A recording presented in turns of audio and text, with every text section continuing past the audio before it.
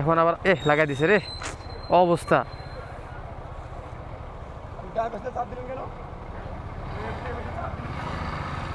কি একটা অবস্থা, এমন তো একটা বড় সড় একটা দুর্ঘটনা করার চান্স ছিল।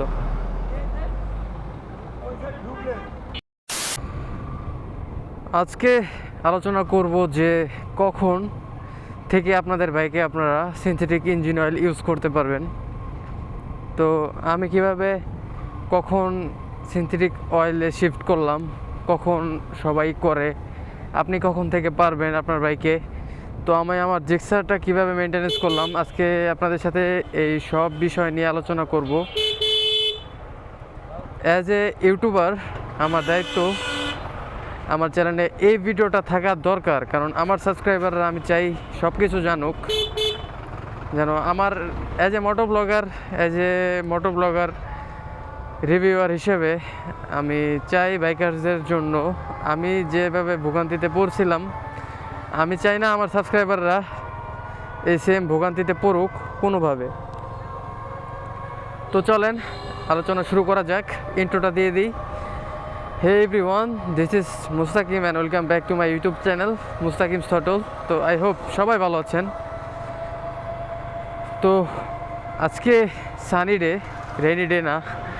গত 2 দিন যাবৎ এত বৃষ্টি হয়েছে, এক সপ্তাহ যাবৎ মেবি, গত 2 দিন যাবৎ একটু অফ আছে। বৃষ্টির কারণে কোনো জায়গায় ওরকমভাবে মুভ করা হয় না, ব্লগিং তো দূরের কথা, ক্যামেরা নিয়ে বের হওয়ার ওই সাহসটাও পাই নেই। তো যাই হোক, সব এখন স্বাভাবিক আছে। এখন আবার লাগাই দিছে রে অবস্থা।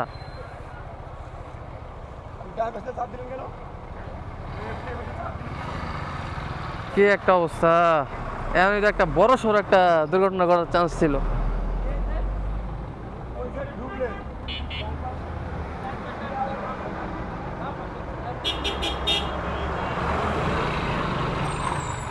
একটু একটু সাইকেলে একটা বড় সড়ো দুর্ঘটনা ঘটার চান্স থাকতো। যাই হোক ভাই, কিছু মনে করেন না, হ্যার দোষ দেখছি আমরা, না দেখছি হ্যার দোষ, পুরা রেকর্ড আছে, সমস্যা নাই, রেকর্ড হয়েছে ভাই। তো যাই হোক, আমরা যেখানে ছিলাম, as a moto blogger, as a সাবস্ক্রাইবারের, আমার সাবস্ক্রাইবারের উপর আমার একটা ছোটোখাটো দায়িত্ব, যতটুকু দায়িত্ব থাকে। আমার চ্যানেলে ওরকমভাবে কোনো ভিডিও নাই যে আমি কবে থেকে কখন থেকে কীভাবে কী চিন্তা থেকে শিফট করলাম এবং আপনারা কিভাবে করবেন।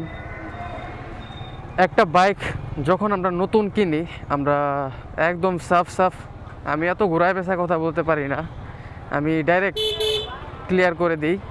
আপনি চাইলে প্রথম দিন থেকেই আপনার বাইককে ফুল সিনথেটিক ইউজ করতে পারবেন, ফুল সিনথেটিক ইঞ্জিন অয়েল ইউজ করতে পারবেন। কিভাবে ইউজ করবেন এটা আমি বলি।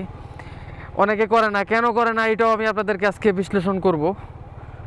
মেন কথা হচ্ছে যে অনেকে করে না, তার কারণ হচ্ছে খরচ বেশি লাগে। আপনি যখন বাইকটা নতুন কিনবেন, ওই ক্ষেত্রে ওই সময়টাতে আপনার একটা বাইক ফ্রি করার জন্য যতটুকু সময় দেওয়া প্রয়োজন, এই সময়টাতে এত রোডে জ্যাম এই দুপুরে। আচ্ছা, এই জ্যাম থেকে বের হই তারপর কথা বলি, কারণ আমি কথার লাইন হারায় ফেলি এই জ্যামের মধ্যে। কথাটা মনে রাখি কী বিষয় নিয়ে আলোচনা করব, এই জ্যাম থেকে বের হই তারপর কথা হবে।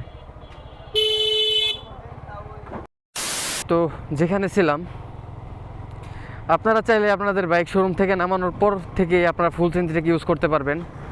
ফুল সিনথেটিকে অনেক সুবিধা, মিনারেলে, তারপর সেমি সিনথেটিকে, এগুলোর মধ্যে তেমন কোনো সুযোগ সুবিধাই নাই বলতে গেলে। বাইকের আরও ক্ষতি করা হয়। আমরা এক ক্ষেত্রে এটা ইউজ করে কোন সময় ইউজ করতে হয়, এটা তো অনেকে আছে যে সারা জীবনই খালি মিনারেল ইউজ করতেছে, অনেকে আছে, আমি সেমিটা কারো এখন পর্যন্ত ইউজ করতে দেখি নাই। সেমি সিনথেটিক কারা ইউজ করে, কেন ইউজ করে, এটাও আমি জানি না। তো আমি এখন কথা বলবো মিনারেল এবং ফুল সিনথেটিক এই দুইটা নিয়ে, কারণ ওইটার কোনো অভিজ্ঞতা আমার নাই, ওইটার কোনো বলতে গেলে নলেজই নাই আমার কাছে। ওইটা জেনে আপনাদেরকে জানানোর চেষ্টা করব। মিনারেলটা ইউজ করা হয় খরচ কমানোর জন্য।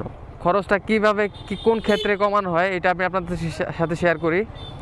আপনারা যখন একটা বাইক শোরুম থেকে নামাবেন, তো ওই ক্ষেত্রে আপনাদের বাইকের ফ্রি করার জন্য একটা নির্দিষ্ট টাইম দেওয়া লাগে। এই টাইমটাতে বাইকটা ফ্রি হতে হয়, ব্রেকিং পিরিয়ড শেষ করতে হয়। তো ওই সময় ঘন ঘন আমাদের ইঞ্জিন অয়েল ড্রেন দিতে হয়। তো ওই সময়টাতে যদি আমরা ফুল সিনথেটিক ইউজ করি, আমাদের বিল হয়ে যাবে 5 থেকে 6,000 7,000 টাকা হয়ে যেতে পারে। এখন একটা ইঞ্জিন অয়েলের দাম ফুল সিনথেটিক 1650 টাকা। আমি যেটা ইউজ করি সেল অ্যাডভান্স আলট্রা 10W40, ওইটা 1650 টাকা। ওইটা একটা সময় ছিল 1450 টাকা, 200 টাকা বাড়ায় ফেলাইছে। তাহলে বুঝেন কতটা আর কি হাই প্রাইস। তো যার সামর্থ্য আছে তারা ইউজ করে, ওইটা সামর্থ্যের উপরে। আমার ভাই এত সামর্থ্য নাই, এই জন্য আমি মিনারেল দিয়ে আমার ব্রেকিং পিরিয়ড শেষ করার পর আমি আরেকটা মিনারেল ইউজ করি। আমি স্টার থেকে ডিরেক্ট আমি সেলে শিফট করি।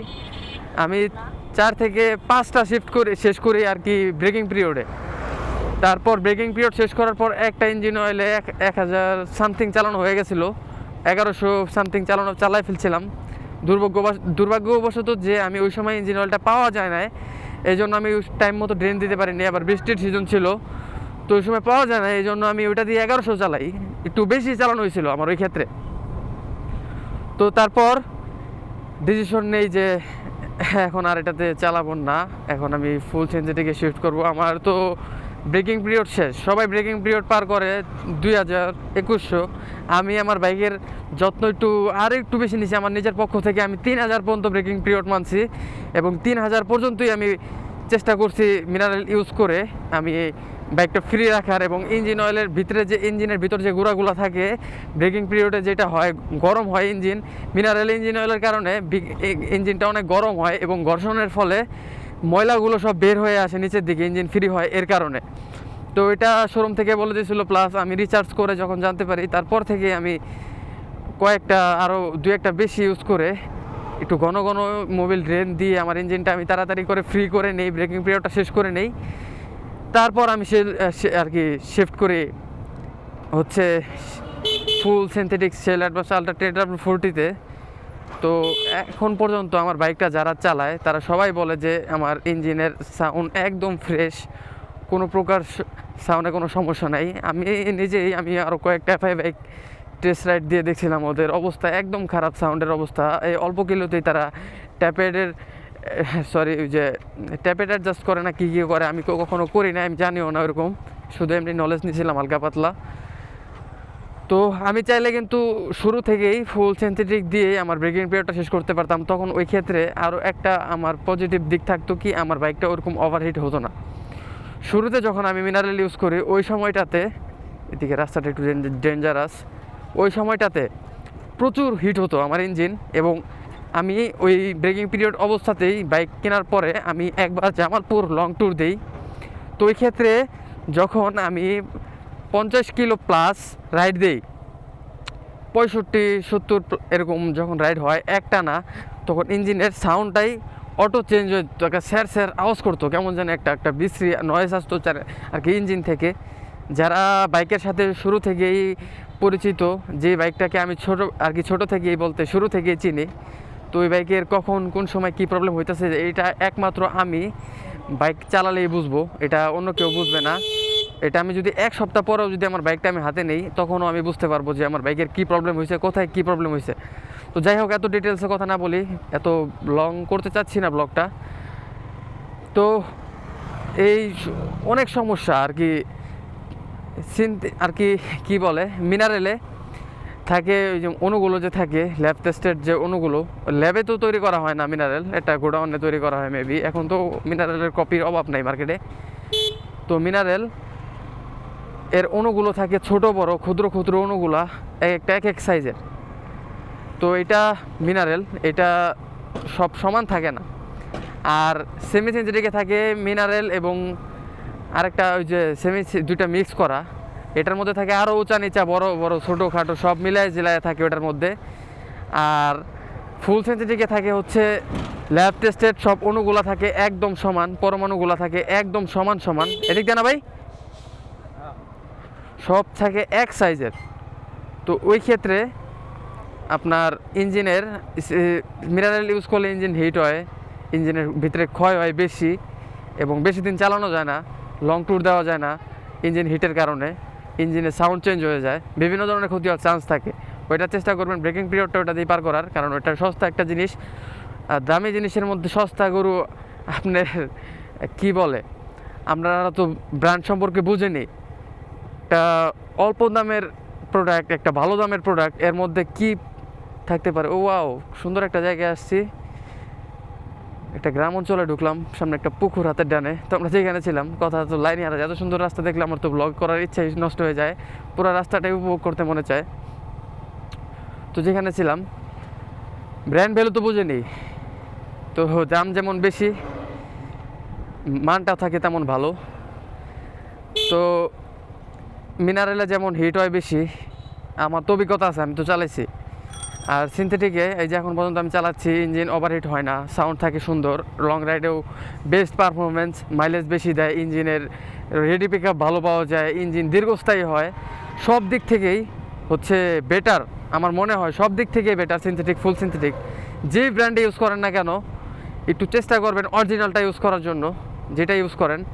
আমি শুরু থেকেই অরিজিনাল ইঞ্জিন অয়েলের সাথে আছি, আমি রিসার্চও করতাম যে কিভাবে চিনবো, কিভাবে চেনা যায়।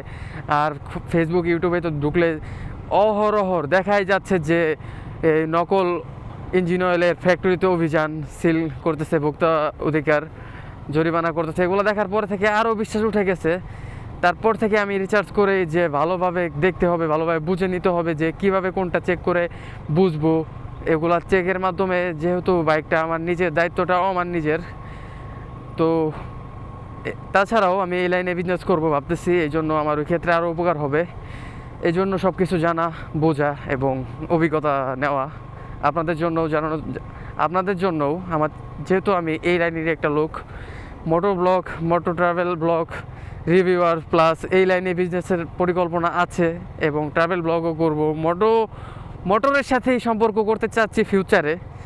তাই এই বিষয়গুলা হাতে কলমে শিখছি। কিছু দুইটা বড় ভাই আছে এই বিজনেসের সাথে জড়িত, তাদের থেকে উঠা বসা করা শুরু, উঠা বসা আছে আগে থেকেই আছে এবং তাদের সাথেও নলেজ নেওয়া, সব কিছুই করা। তো যাই হোক, ক্ষুদ্র জ্ঞানে যতটুকু সম্ভব আপনাদেরকে জানানোর চেষ্টা করলাম। অনেক দিন পর মন খুলে কথা বললাম, অনেকে আমাকে বাচাল বলে।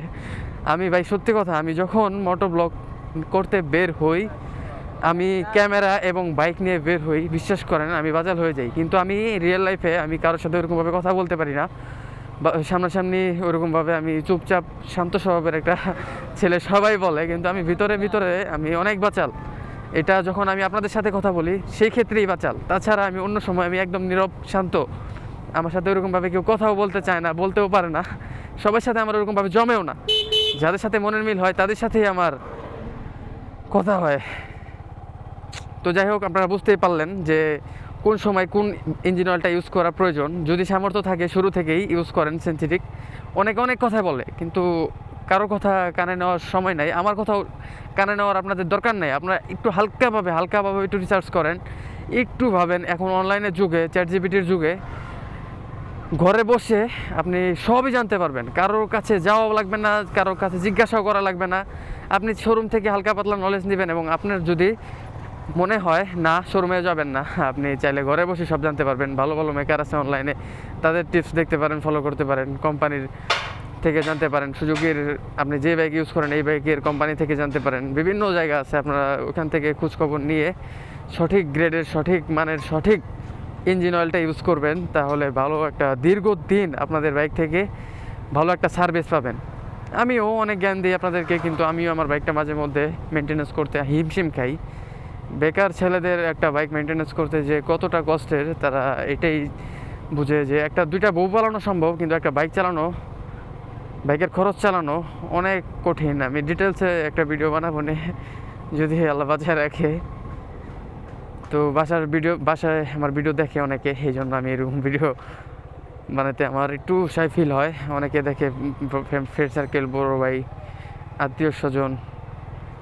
তো যাই হোক, আজকে ভিডিওটা এই পর্যন্তই রাখি। তো আপনারা বুঝতেই পারলেন যে আজকে ভিডিওটার মূল টপিক ছিল কখন থেকে ফুল সিনথেটিক ইঞ্জিন অয়েল ইউজ করা যাবে। আপনারা চাইলে শুরু থেকেই পারবেন যদি সামর্থ্য থাকে, আর যাদের সামর্থ্য নাই তারা মিনারেলের মাধ্যমে, ভালো অরিজিনাল মিনারেল যেটা ইউজ করেন না কেন ওইটার মাধ্যমে ব্রেকিং পিরিয়ডটা শেষ করবেন। তারপর আস্তে ধীরে সিনথেটিক তো ইউজ করতে এমনিও হবে অমনিও হবে, তো আগে থেকেই একটু রিচার্জ করে শিফট হয়ে যাওয়াটাই ভালো। বাইকের দীর্ঘ স্বাস্থ্য ভালো রাখার জন্য আমাদের এটা করতেই হবে। সিনথেটিকের উপর কোনো ইঞ্জিন অয়েল নাই, যেটা আমি বাস্তব নিজে প্রমাণ। আমার বাইকের ঘন ঘন সাউন্ড চেঞ্জ হয়ে যেত, তো এখন আলহামদুলিল্লাহ এখন ভালো আছে। আমি সিনথেটিকের সাথে অনেক হ্যাপি। ধন্যবাদ শেল অ্যাডভান্স আলট্রা। আমি কোনো পেইড প্রমোশনও করতেছি না, আর আমার চ্যানেলটা এরকমও কোনো চ্যানেল না যে আহামরি ভিউসও আসে না যে আমাকে স্পন্সর করবে শেল অ্যাডভান্স। তো উপকার হলে আমি অবশ্যই এটার বিষয়ে আপনাদেরকে জানাবো এবং আমার ভিউয়ারদেরকে উদ্দেশ্য জানাবো। তো ব্লগটা অনেক বড় হয়ে গেছে, তো আজকে ভিডিওটা এখানেই শেষ করে দিই। আবার দেখা হবে নতুন কোনো ভিডিওতে, নতুন কোনো ব্লগে। যারা চ্যানেলে নতুন তারা অবশ্যই চ্যানেলটা সাবস্ক্রাইব করতে ভুলবেন না, আর যারা পেজে নতুন পেজটা ফলো করতে ভুলবেন না। আবার দেখা হবে। আল্লাহ হাফেজ, টাটা, বাই বাই।